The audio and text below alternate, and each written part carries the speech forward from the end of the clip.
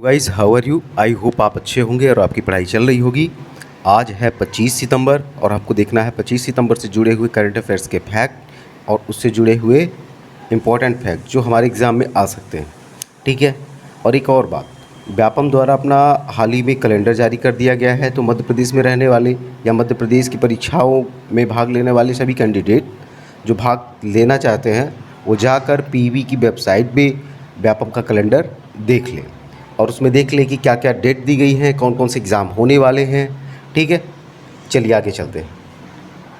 पहला प्रश्न है, हाल ही में नागरिक उड्डयन मंत्रालय में सचिव किसे नियुक्त किया गया है? राजीव बंसल, प्रदीप सिंह खरोला, RN रवि, इनमें से कोई नहीं। आपको ये बताना है कि सही उत्तर क्या होगा। तो सही उत्तर है रवि बंसल। तो रवि बंसल को नागरिक उड्डयन मंत्रालय में सचिव के रूप में नियुक्ति दी गई है। ठीक है, तो इनसे जुड़ा फैक्ट देख लेते हैं राजीव बंसल के बारे में। तो राजीव बंसल को नागरिक उड्डयन मंत्रालय में सचिव के रूप में नियुक्ति की गई है। बंसल वर्तमान में एयर इंडिया के अध्यक्ष एवं प्रबंध निदेशक CMD हैं। ठीक है, 1988 बैच नागालैंड कैडर के IAS हैं। ठीक है, बंसल एयर इंडिया से पहले पेट्रोलियम और प्राकृतिक गैस मंत्रालय में अतिरिक्त सचिव के रूप में काम किया है। ठीक है, अच्छा अब ये किसके स्थान पे आएंगे? तो प्रदीप सिंह खरोला का स्थान लेंगे। ठीक है, तो प्रदीप सिंह खरोला इनसे पूर्व थे और राजीव बंसल जो हैं इनका स्थान लेंगे। ठीक है, तो चलिए पढ़ते हैं आगे। हाल ही में तमिलनाडु राज्य के नए राज्यपाल किसे नियुक्त किया गया है? अक्षय मिश्रा, RN रवि, PN राव, इनमें से कोई नहीं। ठीक है, आपको ये बताना है कि राज्यपाल किसे नियुक्त किया गया है, किसका? तमिलनाडु का। तो भाई इसका आंसर हो जाएगा RN रवि। ठीक है, इसके बारे में फैक्ट देख लेते हैं। तो RN रवि जो हैं, हाल ही में RN रवि को तमिलनाडु का राज्यपाल नियुक्त किया गया है। इसके पूर्व नगा शांति वार्ता के वार्ताकार भी थे। ठीक है, तमिलनाडु को देख लेते हैं। तो इसका गठन होता है 26 जनवरी 1950 को। इसकी राजधानी क्या है? चेन्नई है। राज्य की भाषा क्या है? तमिल है। सबसे बड़ा शहर क्या है? चेन्नई है। और राज्यपाल क्या कौन है? बनवारी लाल पुरोहित थे। मुख्यमंत्री जो हैं वो कौन है? MK स्टालिन थे। विधानसभा की बात कर ली जाए तो 235 सीटें हैं। राज्यसभा की बात कर ली जाए तो 18 सीटें हैं और लोकसभा की बात कर ली जाए तो 39 सीटें। अच्छा, हाई कोर्ट की बात कर ली जाए तो high court Madras high court है। ठीक है, लोक नृत्य की बात कर ली जाए तो भरतनाट्यम है। इंपॉर्टेंट क्वेश्चन है, ये SSC के एग्ज़ाम में डायरेक्ट पूछे जाते हैं। ठीक है, राजकीय प्रतीक की बात कर ली जाए तो पशु हो गया नीलगिर। ठीक है, पक्षी हो गया पन्ना कबूतर। नृत्य की बात कर लिया, हमने बताया भरतनाट्यम। पुष्प की बात कर ले तो करी हरी। गीत की बात कर ले तो नीरारम। ठीक है, खेल की बात कर दे तो सदुगुडु, जिसे कबड्डी भी कहते हैं। ठीक है, वृक्ष की बात कर ले तो ताड़। विभिन्न स्थानों में स्थान, जनसंख्या में इसका देखिए 6वां स्थान है और क्षेत्रफल में 10वां स्थान है। ये इंपॉर्टेंट फैक्ट है। जनसंख्या में 6वां स्थान है और क्षेत्रफल में 10वां स्थान है। चलिए आगे चलते हैं। हंगरी ने बिटकॉइन के संस्थापक सतोशी नाकामोतो की प्रतिमा का अनावरण किया है। ठीक है, तो कहाँ अनावरण किया है? बुडापेस्टा, थंगई, ओटावा, इनमें से कोई नहीं। तो आपको ये बताना है इसका राइट आंसर क्या होगा। तो इसका राइट आंसर है बुडापेस्टा। पिछले दिनों जब हमने हंगरी के बारे में चर्चा की थी तो हमने ये बताया था कि हंगरी का मैप आपको दिखाया हुआ था और वहाँ पे सारी चीज़ें बताई हुई थी हंगरी में क्या कैसे इसके जो भौगोलिक है, राजनीतिक हैं, सारे फीचर्स। अब देखिए, जो बुडापेस्टा है वो हंगरी की राजधानी भी है और सबसे बड़ा जो है शहर भी है हंगरी का। ठीक है, चलिए थोड़ा सा इसके बारे में फैक्ट देख लेते हैं। तो हंगरी की राजधानी बुडापेस्टा में भव्य कांस्य प्रतिमा का अनावरण किया गया है। ठीक है, बिटकॉइन डिजिटल मुद्रा के निर्माता को श्रद्धांजलि देने वाली यह दुनिया भर में पहली प्रतिमा है, याद ध्यान रखिएगा। इसका निर्माण बुडापेस्टा में डेन्यूब नदी के किनारे है। क्वेश्चन ये पूछा जाता है कि बुडापेस्टा किस नदी के किनारे है? तो डेन्यूब नदी के किनारे है। ठीक है, के पास एक बिजनेस पार्क में किया गया। अच्छा, मूर्ति के निर्माता के बारे में समझ लेते हैं। तो स्टेच्यू का निर्माण जो है रेखा गिरिजली, ठीक है, और तमस गल्ली ने किया है। उन्होंने एक मानवीय रूप को चित्रित किया है और नाकामोतो की गुमनामी पर खरे उतरे हैं।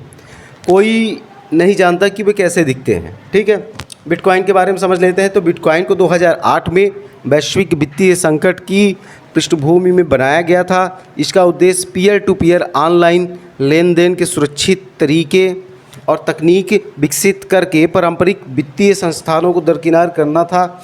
इसमें बैंक जैसे बिचौलियों को शामिल नहीं किया जाता है। ठीक है, बिटकॉइन जो है इसका लेन देन में उपयोग किया जा रहा है और इस समय तो इसकी कीमत काफ़ी ज़्यादा है। चलिए आगे।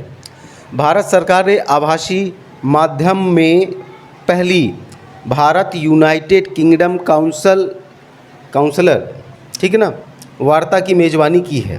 भारत का प्रतिनिधित्व किसने किया है? आपको ये बताना है कि जो अभी हाल ही में भारत यूनाइटेड किंगडम काउंसलर वार्ता हुई थी तो इसकी मेज़बानी भारत की तरफ से किसने किया था? ऑप्शन है देवेश उत्तम, देवेश चचलानी, सीपी डोभाल, राहुल जैन। तो आपका उत्तर होगा देवेश उत्तम। चलिए आगे। भारत पेट्रोलियम कॉरपोरेशन लिमिटेड और किस संस्था ने बीपीसीएल एसबीआई कार्ड सह ब्रांडेड रुपए कॉन्टैक्टलेस क्रेडिट कार्ड लॉन्च करने के लिए हाथ मिलाया है, जो ईंधन और अन्य लाभ प्रदान करता है? ठीक है, तो आपके ऑप्शन है एसबीआई कार्ड, दूसरा है मास्टर कार्ड, तीसरा है वीज़ा कार्ड और चौथा है इनमें से कोई नहीं। अगर आपने ध्यान से देखा होगा क्वेश्चन, तो क्वेश्चन में भी इसका आंसर दिया हुआ है, वो है एसबीआई कार्ड। ठीक है, तो जो भारत पेट्रोलियम कॉरपोरेशन लिमिटेड है वो एसबीआई कार्ड के साथ हाथ मिला रहा है। ठीक है, किस लिए हाथ मिला रहा है? कॉन्टैक्टलेस क्रेडिट कार्ड प्रदान करने के लिए। इसका क्या लाभ होगा? इसका लाभ होगा ईंधन एवं अन्य लाभ प्रदान करने में। अपने कस्टमरों को, ये जो है कस्टमर्स को, वो ईंधन और अन्य लाभ प्रदान करने के लिए इसका उपयोग करेंगे। चलिए थोड़ा सा इसके बारे में फैक्ट समझ लेते हैं। तो भारत पेट्रोलियम कॉरपोरेशन लिमिटेड के जो सीएमडी है वर्तमान में वो कौन है? अरुण कुमार सिंह है। इसका मुख्यालय कहाँ है? मुख्यालय है मुंबई में। हमने आपको बताया था बैंकों का बैंक आरबीआई का भी मुख्यालय मुंबई में है। देन हमने आपको ये भी बताया था कि एसबीआई जो है सबसे बड़ा व्यापारिक बैंक है, उसका भी मुख्यालय मुंबई में ही है। ठीक है, ये सारे फैक्ट्स हमने आपको बताए हुए थे। ठीक है, भारत पेट्रोलियम कॉरपोरेशन लिमिटेड की स्थापना कब हुई? तो हुई 1952 में। ठीक है, एसबीआई कार्ड एमडी और सीईओ कौन है? वो है रामा मोहन राव आमरा। ठीक है, एसबीआई कार्ड कब स्थापित हुआ? अक्टूबर 1998 में। इसका मुख्यालय कहाँ है? गुड़गांव हरियाणा में। तो यह कुछ फैक्ट हो गया भारतीय पेट्रोलियम कॉरपोरेशन लिमिटेड और एसबीआई कार्ड के बारे में। चलिए आगे चलते। राष्ट्रीय डिजिटल स्वास्थ्य मिशन का परिवर्तित नाम क्या होगा या क्या है? प्रधानमंत्री डिजिटल स्वास्थ्य मिशन, डिजिटल स्वास्थ्य मिशन एवं नेशनलाइजेशन, राष्ट्रीय स्वास्थ्य एवं डिजिटल मिशन, पैरा डिजी मिशन। आपको ये बताना है कि राष्ट्रीय डिजिटल स्वास्थ्य मिशन का परिवर्तित नाम क्या है। तो सही उत्तर होगा प्रधानमंत्री डिजिटल स्वास्थ्य मिशन। ठीक है, चलिए आगे चलते हैं। इंटरनेशनल एस्ट्रोनॉमिकल यूनिट, ठीक है, इंटरनेशनल एस्ट्रोनॉमिकल यूनियन ने चंद्रमा के दक्षिणी ध्रुव पर एक क्रेटर का नाम रखा है। क्या रखा है? पीसफुल वर्ल्ड, मैथ्यू हेंसन, ब्यूटीकोन, थॉर्नेटिव। तो इसका राइट आंसर क्या होगा? तो इसका राइट आंसर होगा मैथ्यू हेंसन। ठीक है, तो इंटरनेशनल एस्ट्रोनॉमिकल यूनियन ने चंद्रमा के दक्षिणी ध्रुव पर एक क्रेटर का नाम क्या रखा है? तो रखा है मैथ्यू हेंसन। चलिए इसके बारे में फैक्ट देख लेते हैं। इंटरनेशनल एस्ट्रोनॉमिकल यूनियन का जो हिंदी नाम है वो हो गया अंतर्राष्ट्रीय खगोलीय संघ, और इसका जो मुख्यालय है वो कहाँ पे है? वो है पेरिस, फ्रांस में। अंतर्राष्ट्रीय खगोलीय संघ की जो स्थापना की बात कर दी जाए तो ये कब हुई थी? 28 जुलाई 1919 को। अंतर्राष्ट्रीय खगोलीय संघ के अध्यक्ष की बात कर दी जाए तो वो कौन है? वो है इविन वैन डिशोएक। ध्यान रखिएगा, अंतर्राष्ट्रीय खगोलीय संघ के अध्यक्ष कौन है? Ewine van Dishoeck. ये इंपॉर्टेंट फैक्ट है। अंतर्राष्ट्रीय खगोलीय संघ के बारे में जानकारी पूछी जा सकती है। क्यों? क्योंकि हाल में, ठीक है, अंतरिक्ष क्षेत्र में जितना काम किया जा रहा है, अभी हमने आपको बताया था कि एक सेशन में कि अभी हाल ही में जो टेस्ला है कंपनी के ऑनर, तो उन्होंने जो आम लोग हैं उनको भी अंतरिक्ष यात्रा के लिए एक व्यवस्था तैयार की है। ठीक है, ये सारी चीज़ें हमने बताई है, इसलिए ये इम्पोर्टेंट हो जाता है कि आप अंतरिक्ष से जुड़े जितने भी जो संस्था हैं उसके बारे में बहुत ध्यान से पढ़ें। हाल ही में सरकार द्वारा भारत ऋण समाधान कंपनी लिमिटेड IDRCL नाम से एक परिसंपत्ति प्रबंधन कंपनी की स्थापना की गई है, जिसका संबंध होगा पहला अशुद्ध ऋणों को साफ करने में, दूसरा national asset construction company limited, national asset reconstruction company limited के साथ मिलकर काम करने में। दोनों में इनमें से कोई नहीं। तो आपको ये बताना है कि इसका सही आंसर क्या होगा। तो इसका सही आंसर होगा दोनों। तो जो IDRCL जो है वो क्या काम करेगी, पहला काम करेगी जो अशोध ऋण जो पड़े हुए हैं उसको साफ करना, और दूसरा काम क्या करेगी, वो काम करेगी नेशनल एसेट रिकंस्ट्रक्शन